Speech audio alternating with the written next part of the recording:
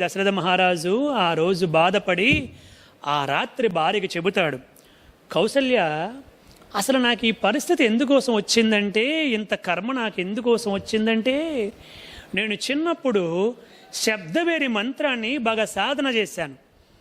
ఒకానొక రోజు నేను సరయూ తీరానికి వేటకు వెళ్ళాను కౌసల్య. అలా వేటకు వెళ్ళేటప్పుడు తెల్లవారుజామున వెళ్ళాను. నాకు ఎక్కడ ఏమీ చిక్కలేదు. ఒక పొదచాటును దాక్కుని ఉన్నాను, ఏదైనా జంతువు వస్తే వేటాడదామా అని చెప్పి. అక్కడ సరయూ తీరానికి ఒక పొదచాటు నుంచి ఒక వ్యక్తి వచ్చి నీళ్లు పట్టుకుంటున్నాడు. అది బుడబుడమని శబ్దం వస్తే నేను ఏదో ఖచ్చితంగా లేడై ఉంటుంది, లేదా ఏదైనా ఒక జంతువు అయి ఉంటుందని చెప్పి నాకు శబ్దవేరి మంత్రం తెలుసు కాబట్టి ఆ శబ్దవేరి అస్త్రాన్ని ప్రయోగం చేశాను. అది వెళ్ళి ఒక ముని బాలుడు కుమారుడు హృదయంలో గుచ్చుకుంది. అతను వెంటనే ఆహాకారాలు చేసుకుంటూ నేలపడిపోయాడు కౌసల్య. వెంటనే నేను వెళ్ళి చూసేసరికి అది మునిబాలుడు ఏడుస్తూ ఉన్నాడు, గోలు పెడుతూ ఉన్నాడు. నేను వెళ్ళి అతనికి, అయ్యో నాయన, నన్ను క్షమించు, నాకు తెలియదు, నేను ఏదో జంతువు అనుకున్నాను నిన్ను అని చెప్పంటే, మహారాజా ఇది నా కర్మలండి, మీరేమి చేస్తారు? కాకపోతే ఇక్కడ వృద్ధులైనటువంటి నా తల్లిదండ్రులు ఉన్నారు, వాళ్ళిద్దరికీ కళ్ళు కనిపించు మహారాజా, వాళ్ళ దగ్గరికి నన్ను తీసుకుని వెళ్ళిపోండి, అక్కడ వాళ్ళకి నన్ను అప్పగించేయండి, ఇందులో మీ తప్పేమీ లేదు, వాళ్ళు కూడా ఏమి కూడా అనరు, నన్ను అక్కడికి తీసుకెళ్ళిపోండి అని చెప్పాడు. ఆ విధముగా అతన్ని తీసుకుని వెళ్ళి ఆ తల్లిదండ్రులకు అప్పగించి వాళ్ళకి క్షమాపణలు వేడాను. నేను దశరథ మహారాజుని, ఈ విధముగా శబ్దవేరి అస్త్రాన్ని ప్రయోగించాను, నాకు తెలియక అది వెళ్ళి మీ కుమారుడికి గుచ్చుకుంది, అతను ఈ విధముగా చనిపోయాడు, మీరు శపించినా ఏమి చేసినా ఇంకా మీ ఇష్టం అని చెప్పి వాళ్ళు ప్రార్థన చేశాను. అప్పుడు వాళ్ళు చితి పేర్చు నాయన అని చెప్పారు. ఆ వృద్ధ దంపతులు చితి పేర్చమన్నారు. ఆ చితి పేరిస్తే ఆ చితిలోనికి వాళ్ళు కూడా దూకి చనిపోయారు. అలా చనిపోయే ముందు ఒక మాట అన్నారు, మేము ఎలాగైతే రాజువై ఉండి కూడా ఏమాత్రం ఆలోచన చేయకుండా, జాగ్రత్తగా పరిశీలించకుండా మా కుమారుణ్ణి మాకు దూరము చేసావు కాబట్టి నువ్వు కూడా నీ కుమారుడికి దూరమై చనిపోదువుగాక అని చెప్పి శపించారు. తత్కారణము చేత కాబోలు కౌసల్య, ఈరోజు నాకు ఈ పరిస్థితి వచ్చింది, నా కుమారుడు నాకు దూరం అయిపోయాడు అని చెప్పి ఆ రాత్రి తెల్లవార్లు ఆ విషయాలని కూడా చెప్పి ఏడ్చుకొని నిద్రపోయాడు. కొద్దిసేపటికి కౌసల్య కూడా నిద్రపోయింది. తెల్లవారు వచ్చి చూసేసరికి దశరథ మహారాజు చనిపోయాడు. దశరథ మహారాజు చనిపోతే అంతఃపురం అంతా కూడా దుఃఖించింది. ఇదంతటికి కారణం ఈ కైకే అని చెప్పి అందరూ కూడా కైకిని అనేక విధాలుగా కూడా దూషించారు. అప్పుడు ఇంకా ఏమీ చేసేదేమీ లేక అక్కడ వశిష్ఠ మహర్షి వచ్చి ఒక తైల ద్రోణి తెప్పించి ఆ తైల ద్రోణిలో దశరథ మహారాజు యొక్క కళేబరాన్ని పెట్టి భరతుడిని వెంటనే తీసుకుని రమ్మని చెప్పారు. వెంటనే ఆ భరతుడిని తీసుకుని వచ్చారు దూతలు వెళ్ళి. ఆ భరతుడు వచ్చి నేరుగా కైకమ్మ గృహం అంతఃపురంలోకి ప్రవేశించాడు. అప్పుడు కైకమ్మ చాలా సులువుగా చెప్పింది మాట, నాయన, నేను నీ కోసము 2 వరాలు కోరాను, అది నీకు పట్టాభిషేకము, రామచంద్రమూర్తి అరణ్యవాసము చేయడము నీకోసమే కోరాను నాయన అని చెప్పి అన్నది. విపరీతమైనటువంటి కోపం వచ్చేసింది భరతుడికి.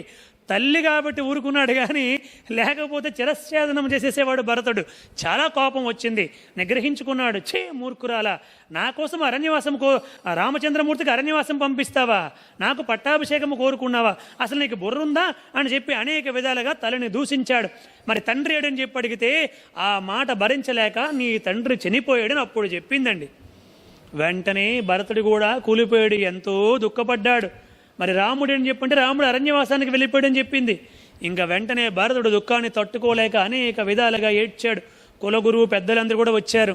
నాయన, ముందు తండ్రి అంతిమ సంస్కారాలు పూర్తి చేద్దురా అని చెప్పి తీసుకుని వస్తే, చూడండి దశరథ మహారాజుకి ఎందరు కొడుకులండి? 4 కొడుకులు.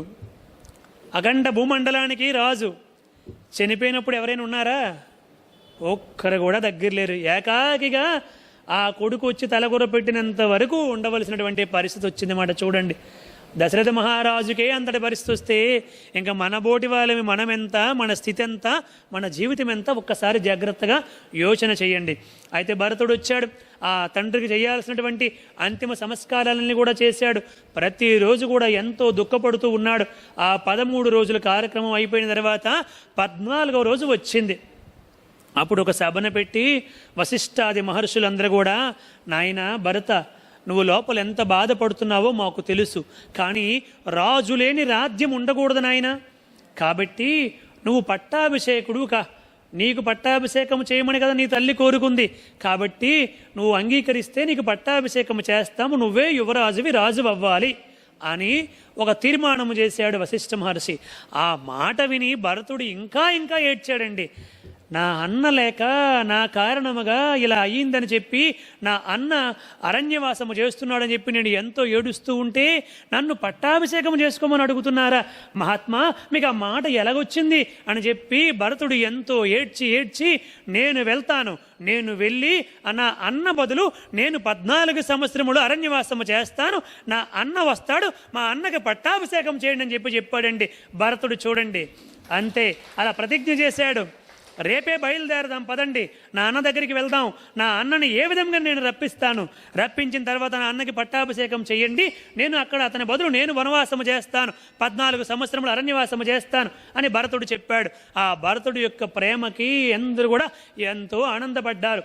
అప్పుడు అయోధ్య అంతా కూడా ఎప్పుడు తెల్లవారుతుందా బయలుదేరి రాముడి దగ్గరికి వెళ్దాం, మరలా మనకి రామ దర్శనం అవుతుంది అని చెప్పి అందరూ కూడా సిద్ధపడ్డారు. కైకమ్మకు కూడా అందరూ తిట్టిపోసారు కదా, కొంచెం సిగ్గు బుద్ధి అన్నీ వచ్చాయి, ఏమిటి రావాలి అవన్నీ వచ్చాయి.